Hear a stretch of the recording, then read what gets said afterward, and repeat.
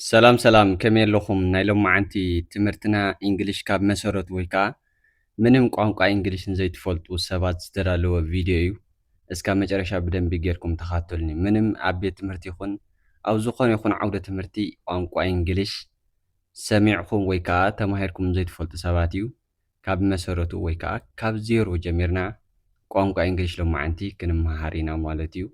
ደፍተርና ቢሮ መሓዝ ከይትርስዑ መፅሓፍ ወይ ከዓ ምንባብ ዘይትኽእሉ እንድሕር ዳኣ ኮንኩም ከዓ ድምፅኹም ክትቀድሕዎ ትኽእሉ ኢኹም ወይ ከዓ ድምፅኹም ሪከርድ ክትገብርዎ ትኽእሉ ኢኹም ደጊምኩም ኣነ ምስ በልክዋ ደጊምኩም ንስኹም እውን ከም እንዳበልኩም ድምፅኹም ሪከርድ ወይ ከዓ ክትቀድሕዎ ትኽእሉ ኢኹም።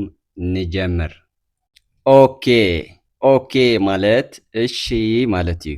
ኦኬ ማለት እሺ ማለት እዩ። Hi. Okay. yes yes እወ ማለት እዩ። yes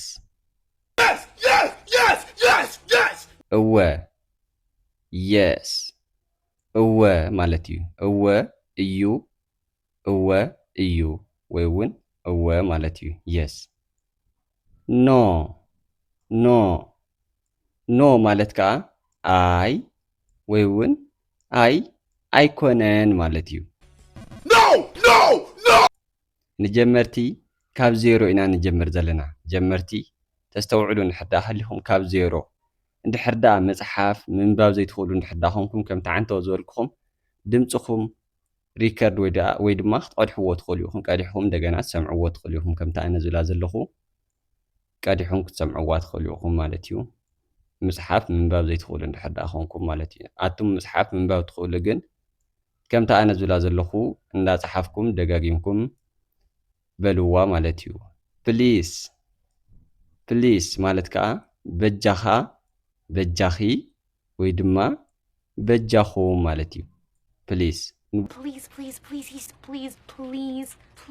ብዙሓት ሰባት ክኸውን ይኽእል ወይ ከዓ ፆታ ይፈልን ብዙሓት ሰባት እውን ማለት እዩ። ፕሊስ ማለት በጃኻ በጃኺ በጃኹም ማለት እዩ። አም ሶሪ ማለት ከዓ ይቅርታ ማለት እዩ። አም ሶሪ I'm sorry.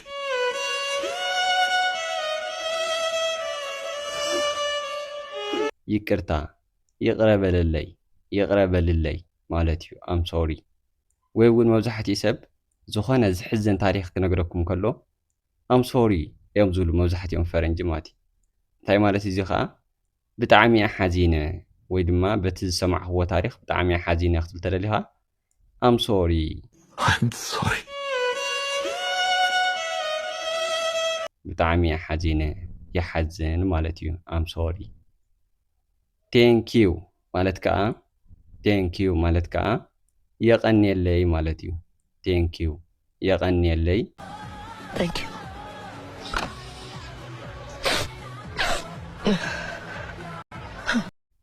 ኣዝየ ዘመስግን ወይ እውን የመስግነካ የመስግነኪ ክንብል ተደሊና ቴንኪዩ ኢና ንብል።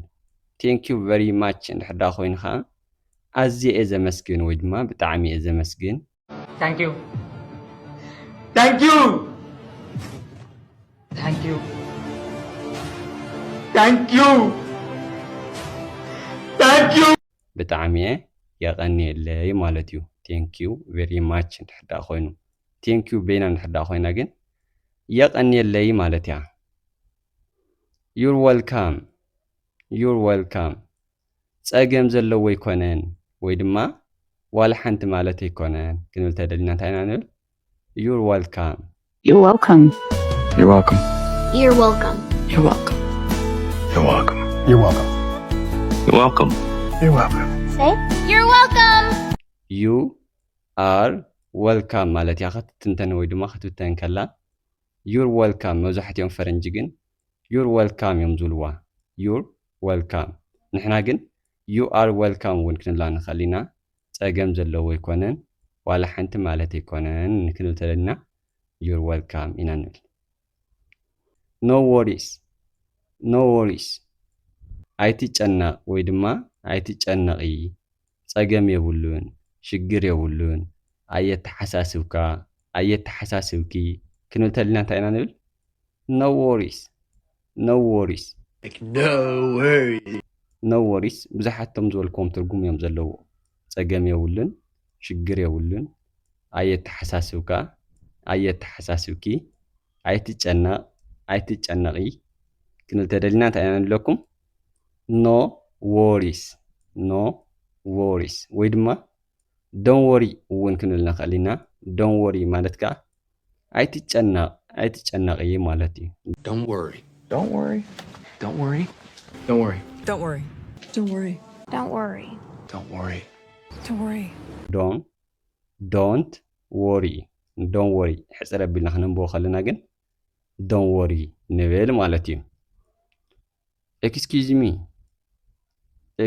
me ይቅርታ ነስተናጋጅ ወይ ድማ ኣብ ቤት ምግቢ ኣብ ቤት ብልዒ ወይ ድማ ኣብ ጎደና ዝኾነ ይኹን ቦታ ዘይንፈልጦ ሰብ ክንጥይቅ ከለና ሕቶ ክንሓቶ እንተንሕዳ ደሊና እንታይ ኢና ንብሎ መጀመርታ excuse me Excuse me? ይቅርታ ከምዚ ክትገብረለይ ትኽእል ዶ እዚ ክትነግረኒ ትኽእል ዶ ዝኾነ ሕቶ ክንሓቶ እንተደሊና መጀመርያ እንታይ ኢና ንብሎ excuse me ማለት ይቅርታ ማለት እዩ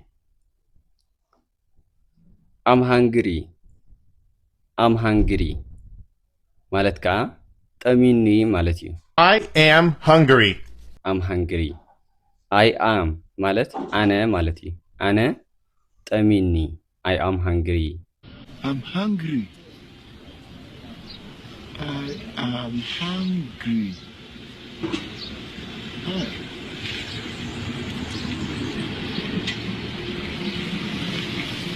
ኣነ ጠሚኒ I'm thirsty ማለት ከዓ ፀሚእኒ ማለት እዩ I'm thirsty. I am ማለት ኣነ ማለት እዩ ኣነ ፀሚእኒ I'm thirsty cheers እዛ ቃል እዚኣ መብዛሕትኡ ግዜ ኣብ ቤት መስተ ኢና ንጥቀመላ መብዛሕትኡ ግዜ ጥርሙዝ ንጥርሙዝ ክነጋጩ ከለና cheers ኢና ንብል ትርጉማ ከዓ ብትግርኛ እኳ ትክክለኛ ትርጉም ተዘይሃለዋ ግን ናይ ሓጎስ ድምፂ ክንደሊ ከለና እንታይ ኢና ንብል cheers ወይ ድማ ናይ ሓጎስ ድምፂ ኢለ ኣነ ተርጉመየ ኣለኹ Cheers.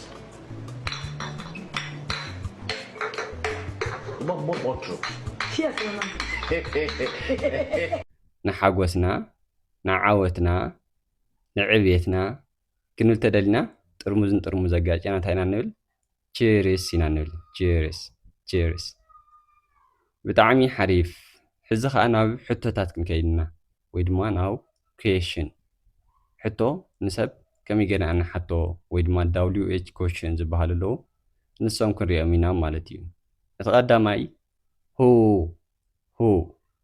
ማለት መን ማለት እዩ who ማለት መን ማለት እዩ who is he ትሕዳ ኢልና ንሱ መን እዩ ማለት እዩ who is he ንሱ መን እዩ who is she እንድሕዳ ኢልና ከዓ ንሳ መን እያ ማለት እዩ who are you እንድሕዳ ኢልና ከዓ ንስኻ ንስኺ መን ኢኻ ወይ ድማ መን ኢኺ ማለት እዩ who are you ንስኻ መን ኢኻ ንስኺ መን ኢኺ ማለት እዩ ካልእ ከዓ what እንታይ ማለት እዩ what is this እንድሕዳ ኢልና እዚ እንታይ እዩ ማለት እዩ what ማለት እንታይ ኢልና ክንሓትት እንተደሊና ዝኾነ ሰብ what ኢና ንጥቀም ማለት እዩ what is this እዚ እንታይ እዩ ማለት እዩ when ማለት ከዓ መዓዝ ማለት እዩ መዓዝ ዝተፈፀመሉ ግዜ ክንሓትት ተደሊና ዝኾነ ነገር መዓዝ ክንብል ተደሊና when ኢና ንብል ማለት እዩ when is your birthday እንድሕዳ ኢልና ልደትካ መዓዝ እዩ ወይ ድማ ልደትከ መዓዝ እዩ ዝተወለድ ኩሉ ዕለት መዓዝ እዩ ክንብል ተደሊና እንታይ ኢና ንብል when is your birthday ዝተወለድካሉ መዓልቲ መዓዝ እዩ ዝተወለድ ኩሉ መዓልቲ መዓዝ እዩ ንጓል ይኹን ንወዲ ማለት እዩ when ማለት መዓዝ ግዜ ክንሓትት ተደሊና እንታይ ኢና ንጥቀም when ኢና ንጥቀም ማለት እዩ ካልእ ከዓ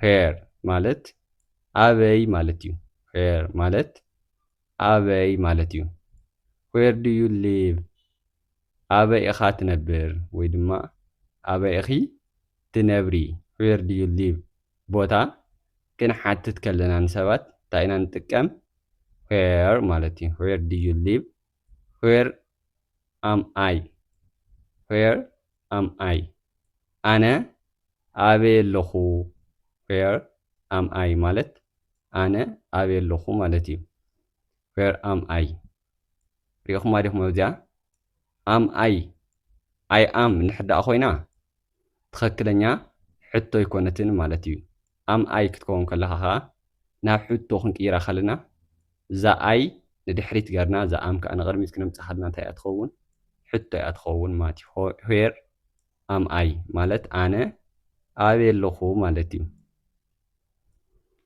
ካልእ ኸ መበል ሓምሻይ ሃይ ማለት ሃይ ንምንታይ ማለት እዩ ሃይ ሃይ ክንብል ተደሊና ሃይ ማለት ንምንታይ ማለት እዩ ሃይ ናት ንምንታይ ኣይኮነን ንምንታይ ከም ዘይኮነን ሃይ ናት ማለት ንምንታይ ኣይኮነን ማለት እዩ ሃይ አር ዩ ሳድ ሃይ አር ዩ ሳድ ንምንታይ ሓዚንካ ወይ ድማ ንምንታይ ሓዚንኪ ማለት እዩ ሃይ ማለት ንምንታይ ኢልና ክንሓትት ከለና ሰባት ሃይ ኢና ንብል ማለት እዩ ንምንታይ ሓዚንካ ንምንታይ ሓዚንኪ ክንብል ተደሊና ሃይ አር ዩ ሳድ ኢና ንብል ሃው እዚ ናይ መጨረሻ ከዓ ሃው እዩ ሃው ማለት ከመይ ማለት እዩ ሃው ማለት ከመይ ማለት እዩ ሃው አር ዩ ከመይ ኣለኻ ወይ ድማ ከመይ ኣለኺ ሃው ኦልድ አር ዩ ንሕዳእ ኮይኑ ከዓ ዕድሜኻ ዕድሜኺ ክንደይ እዩ ንጓል ይኹን ንወዲ ማለት እዩ ሃው ኦልድ አር ዩ ዕድሜኻ ክንደይ እዩ ዕድሜኺ ክንደይ እዩ ክንብል ተደሊና እንታይ ኢና ንጥቀም እንታይ ኢና ንብል ሃው ኦልድ አር ዩ ናይ ሎማዓንቲ ትምህርትና እዚ ይመስል ነይሩ ከም ዝፈተኹሞ ኣይጠራጠርን ቀለልትን ንፁራትን